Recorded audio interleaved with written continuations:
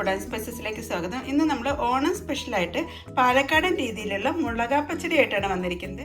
വളരെ ടേസ്റ്റി ആയിട്ടും എളുപ്പത്തിൽ തയ്യാറാക്കാൻ പറ്റുന്ന ഈ ഒരു മുളകാ പച്ചടി നമുക്ക് സദ്യയുടെ 2 ദിവസം മുന്നേ തന്നെ തയ്യാറാക്കാവുന്നതാണ്. അപ്പോൾ വളരെ കുറച്ച് ഇൻഗ്രീഡിയൻസ് മാത്രമേ നമുക്ക് ഈ ഒരു മുളകാ പച്ചടിക്ക് ആവശ്യമുള്ളൂ. അപ്പോൾ എല്ലാവരും ഈ ഓണത്തിന് മുളകാ പച്ചടി തയ്യാറാക്കുമെന്ന് പ്രതീക്ഷിക്കുന്നു. കൂടാതെ നിങ്ങൾ എൻ്റെ ചാനൽ ഇതുവരെ സബ്സ്ക്രൈബ് ചെയ്യാതെ കാണുന്നെങ്കിൽ സബ്സ്ക്രൈബ് ചെയ്യാനും ഈ വീഡിയോ ഇഷ്ടപ്പെടുകയാണെങ്കിൽ ലൈക്ക് ചെയ്യാനും കമൻറ്റ് ചെയ്യാനും അതുപോലെ ഫാമിലിക്കും ഫ്രണ്ട്സിനും ഒന്ന് ഷെയർ ചെയ്യാനും മറക്കരുത്. Thank you. അപ്പോൾ സദ്യ സ്പെഷ്യൽ മുളകാ പച്ചടി തയ്യാറാക്കാൻ വേണ്ടി ഞാനൊരു 15 മുളകാണ് എടുത്തിരിക്കുന്നത്. അപ്പോൾ എൻ്റെ കയ്യിലുള്ള മുളക് കുറച്ച് വലിപ്പം കൂടിയതാണ്. അപ്പോൾ ഈ ഒരു രീതിയിലുള്ള മുളക് വെച്ചിട്ടും അല്ലെങ്കിൽ ഉണ്ടമുളക് വെച്ചിട്ടൊക്കെ നമുക്ക് ഈ ഒരു മുളകാ പച്ചടി തയ്യാറാക്കാവുന്നതാണ്. ആദ്യം നമുക്ക് ഇതിലൊന്ന് വരഞ്ഞിടണം. അപ്പോൾ കഴുകി വൃത്തിയാക്കിയിട്ടുള്ള ഓരോ പച്ചമുളകിൻ്റെയും നടുകൊന്ന് കീറിയിടണം. പിളർന്നു പോകാൻ പാടില്ല. ഓരോ മുളകിൻ്റെയും പകുതി വരെ കട്ട് ചെയ്തെടുത്താൽ മതി, അല്ലാതെ കംപ്ലീറ്റ് ആയിട്ട് പിടിയിക്കേണ്ട ആവശ്യമില്ല. ഈ ഒരു രീതിയിൽ കട്ട് ചെയ്തെടുത്തിട്ടുണ്ട്. അങ്ങനെ നമ്മുടെ പച്ചമുളകെല്ലാം നടുകെ പിളർന്ന് വെച്ചിട്ടുണ്ട്. പിന്നെ നമുക്ക് വേണ്ടത് വാളംപുളിയാണ്. ഞാനിപ്പോൾ ഒരു നാരങ്ങ വലിപ്പത്തിലുള്ള വാളംപുളിയാണ് എടുത്തിരിക്കുന്നത്. ഇത് നമുക്കൊന്ന് സോക്ക് ചെയ്യാൻ വേണ്ടി വയ്ക്കാം. വാളംപുളിയിലേക്ക് ഞാൻ 1/2 കപ്പ് ചൂടുവെള്ളമാണ് ഒഴിക്കുന്നത്. ഇങ്ങനെ ചൂടുവെള്ളം ഒഴിച്ചു കഴിഞ്ഞിട്ടുണ്ടെങ്കിൽ പെട്ടെന്ന് തന്നെ വാളംപുളിയൊക്കെ കുതിർന്ന് കിട്ടുന്നതാണ്. അതുപോലെ നന്നായി ജ്യൂസൊക്കെ ഇറങ്ങി വരുന്നതാണ്. പുളി ഒന്ന് കുതിർന്ന് കിട്ടുമ്പോഴേക്കും നമുക്ക് ഇതിലേക്ക് വേണ്ട ഡ്രൈ റോസ്റ്റ് ചെയ്യേണ്ട കാര്യങ്ങൾ എന്തൊക്കെയാണെന്നുള്ളത് നോക്കാം. ഡ്രൈ റോസ്റ്റ് ചെയ്യാൻ വേണ്ടി ഞാനൊരു പാൻ സ്റ്റവിൽ വെച്ചിട്ടുണ്ട്. ഇതിലേക്ക് ചേർക്കുന്നത് 2 ടേബിൾ സ്പൂൺ ഉഴുന്നാണ്. 2 table spoon. ഇതിൻ്റെ കൂടെ തന്നെ ഒരു 1/2 ടീസ്പൂൺ ഉലുവയാണ് ചേർക്കുന്നത്. ഇത് നമുക്ക് ഡ്രൈ റോസ്റ്റ് ചെയ്തെടുക്കാം. ഉഴുന്നൊന്ന് ചുമന്ന രീതിയിലാവുന്നവരെയാണ് നമുക്ക് ഡ്രൈ റോസ്റ്റ് ചെയ്തെടുക്കേണ്ടത്. ചേർക്കുന്ന ഉലുവയുടെ അളവും കൂടാൻ പാടില്ല. കൂടിക്കഴിഞ്ഞിട്ടുണ്ടെങ്കിൽ ഒരു കയ്പരസമായിരിക്കും നമ്മുടെ മുളകാ പച്ചടിക്ക് കിട്ടുക. അതിനെന്താ നമ്മുടെ ഉഴുന്നും അതുപോലെ തന്നെ ഉലുവയൊക്കെ ഡ്രൈ റോസ്റ്റ് ആയിട്ടുണ്ട്. ഉഴുന്നും അതുപോലെ തന്നെ ഉലുവയും റോസ്റ്റ് ചെയ്യുമ്പോൾ നല്ലൊരു മണമാണ് വരുന്നത്. ഇനി നമുക്കത് പാനിൽ നിന്ന് എടുത്തു മാറ്റാം. സെയിം പാനിലേക്ക് നമുക്ക് എള്ളൊന്ന് ഡ്രൈ റോസ്റ്റ് ചെയ്തെടുക്കേണ്ടതുണ്ട്. 2 ടേബിൾ സ്പൂൺ എള്ളാണ് ചേർക്കുന്നത്. 2 ടേബിൾ സ്പൂൺ. ഇത് നമുക്ക് പൊട്ടി വരുന്നവരെയാണ് റോസ്റ്റ് ചെയ്തെടുക്കേണ്ടത്. ചൂടായി കിടക്കുന്ന പാനായതുകൊണ്ട് തന്നെ പെട്ടെന്ന് എള്ളം പൊട്ടി വരുന്നതാണ്. നമ്മളൊരു മീഡിയം ടു ലോ ഫ്ലെയിമിലാണ് റോസ്റ്റ് ചെയ്തെടുക്കുന്നത്. പെട്ടെന്ന് തന്നെ റോസ്റ്റായി കിട്ടുന്നതാണ്. അങ്ങനെ എള്ളൊക്കെ ഒരുവിധം റോസ്റ്റായി വരുന്നുണ്ട്. ഇത് നമുക്ക് പാനിൽ നിന്നും എടുത്തു മാറ്റാം. ചൂടായി കിടക്കുന്ന സെയിം പാനിലേക്ക് നമുക്ക് നല്ലെണ്ണയാണ് ചേർക്കേണ്ടത്. നല്ലെണ്ണയിലാണ് പച്ചമുളകിനെ ഫ്രൈ ചെയ്തെടുക്കുന്നത്. ചൂടായി കിടക്കുന്ന എണ്ണയിലേക്ക് നമുക്ക് കട്ട് ചെയ്ത് വെച്ചിട്ടുള്ള പച്ചമുളക് ചേർക്കാം. അതിൻ്റെ കംപ്ലീറ്റ് പച്ചമുളകും നല്ലെണ്ണയിലേക്ക് ചേർത്തിട്ടുണ്ട്. ഇനി നമുക്കൊന്ന് ഫ്രൈ ചെയ്തെടുക്കാം. ഒരു സൈഡ് ഫ്രൈ ആയി കഴിയുമ്പോൾ മറുവശത്തേക്ക് തിരിച്ചിടാം. ഇതിൻ്റെ പച്ചമുളകിന് കുറച്ച് നീളം കൂടുതലായതുകൊണ്ടാണ് ഇളക്കിയെടുക്കാൻ പ്രയാസമുള്ളത്. അതുപോലെ പച്ചമുളക് ഇളക്കിയെടുക്കുന്ന സമയത്ത് കുറച്ച് വിട്ട് നിന്നിട്ട് വേണം ഇളക്കിയെടുക്കാൻ, അല്ലെങ്കിൽ മുഖത്തേക്കൊക്കെ പൊട്ടിത്തെറിക്കുന്നതായിരിക്കും.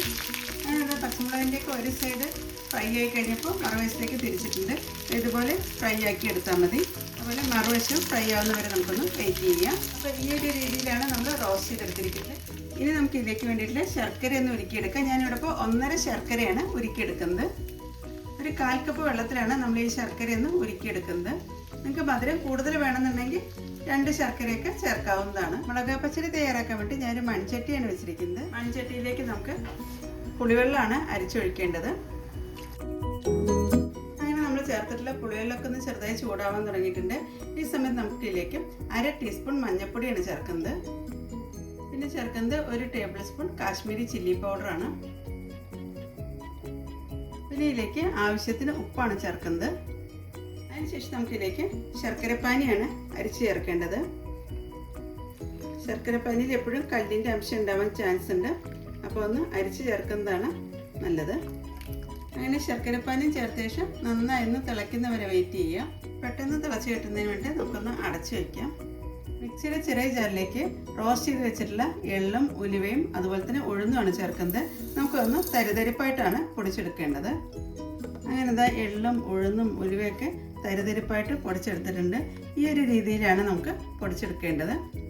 അപ്പോഴേക്കും നമ്മുടെ ശർക്കരപ്പാനിയും അതുപോലെ തന്നെ പുളിവെള്ളമൊക്കെ നന്നായി തിളച്ച് വരാൻ തുടങ്ങിയിട്ടുണ്ട്. ഈ ഒരു സമയത്ത് നമുക്ക് ഫ്രൈ ചെയ്ത് വെച്ചിട്ടുള്ള പച്ചമുളകാണ് അതിലേക്ക് ചേർക്കേണ്ടത്.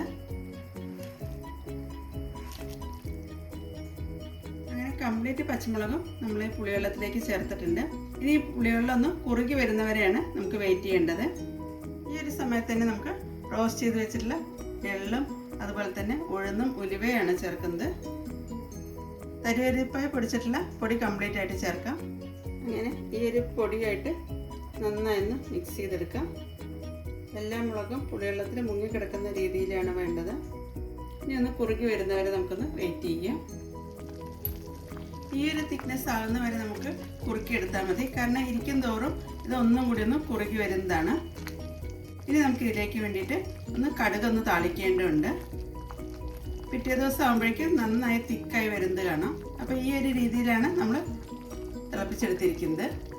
ഇനി ഇതിലേക്ക് ഒരു നുള്ളു കായമാണ് ചേർക്കേണ്ടത്. ഞാനിവിടെ ഇപ്പോൾ LG കായമാണ് ചേർക്കുന്നത്. ഉഴുന്ന് പൊടിച്ചെടുത്തിട്ടുള്ള അതേ മിക്സിയുടെ ജാറിലേക്ക് ഒരു 1/2 ടീസ്പൂൺ കടുക് കൂടി ചേർക്കുന്നുണ്ട്. ഇത് നമുക്കൊന്ന് തരിവരിപ്പായിട്ടൊന്ന് പൊടിച്ചെടുക്കേണ്ടതാണ്.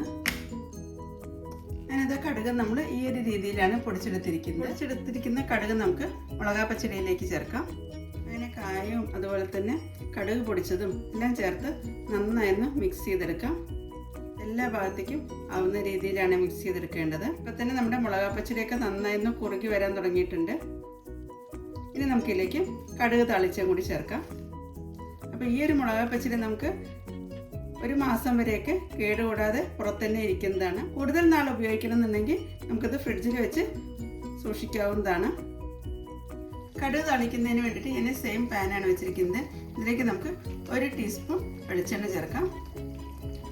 എണ്ണ ചൂടായി വരുമ്പോൾ നമുക്കിതിലേക്ക് 1/2 ടീസ്പൂൺ കടുകാണ് ചേർക്കേണ്ടത്. കടുക് പൊട്ടി വരുന്ന സമയത്ത് നമുക്കിതിലേക്ക് വറ്റൽമുളകാണ് ചേർക്കേണ്ടത്. അതുപോലെ തന്നെ 2 തണ്ട് കറിവേപ്പിലയും കൂടി ചേർക്കാം. ഇനി നമുക്ക് കടുക് വറുത്തത് ഇതിലേക്ക് ചേർക്കാം. അങ്ങനെ വളരെ ടേസ്റ്റി ആയിട്ടുള്ള മുളകാ പച്ചടിയാണ് തയ്യാറാക്കിയിരിക്കുന്നത്. അപ്പോൾ ഞാൻ ടേസ്റ്റ് ചെയ്ത സമയത്ത് ഉപ്പും എരിവും അതുപോലെ തന്നെ പുളിയൊക്കെ കറക്റ്റ് തന്നെയാണ്. ഇനി ഇതിലേക്ക് ഒന്നും ചേർക്കേണ്ടതില്ല. മുളകാ പച്ചടിയുടെ തിക്നെസ് ഈ ഒരു രീതിയിലായിട്ട് വന്നിട്ടുണ്ട്. അപ്പോൾ സദ്യ ഉണ്ടാക്കുന്നതിന് 1-2 ദിവസം മുന്നേ തന്നെ നമുക്ക് ഈ ഒരു മുളകാ പച്ചടിയൊക്കെ തയ്യാറാക്കാവുന്നതാണ്. അപ്പോൾ പാലക്കാടൻ രീതിയിലാണ് നമ്മൾ ഈ ഒരു മുളകാ പച്ചടി തയ്യാറാക്കിയിരിക്കുന്നത്. അങ്ങനത്തെ നമ്മൾ മുളകാ പച്ചടിയൊക്കെ ഒരു സെർവിങ് ഡിഷിലേക്ക് മാറ്റിയിട്ടുണ്ട്. അങ്ങനെ ഒരു ദിവസം കഴിഞ്ഞപ്പോഴേക്കും നല്ല തിക്കായിട്ട് തന്നെ വന്നിട്ടുണ്ട്. ഈ ഒരു കൺസിസ്റ്റൻസിയാണ് നമ്മുടെ മുളകാ പച്ചടിക്ക് വേണ്ടത്. അപ്പോൾ എല്ലാവരും ഈ ഓണത്തിന് ഈ ഒരു രീതിയിൽ മുളകാ പച്ചടി തയ്യാറാക്കുമെന്ന് പ്രതീക്ഷിക്കുന്നു. Thank you.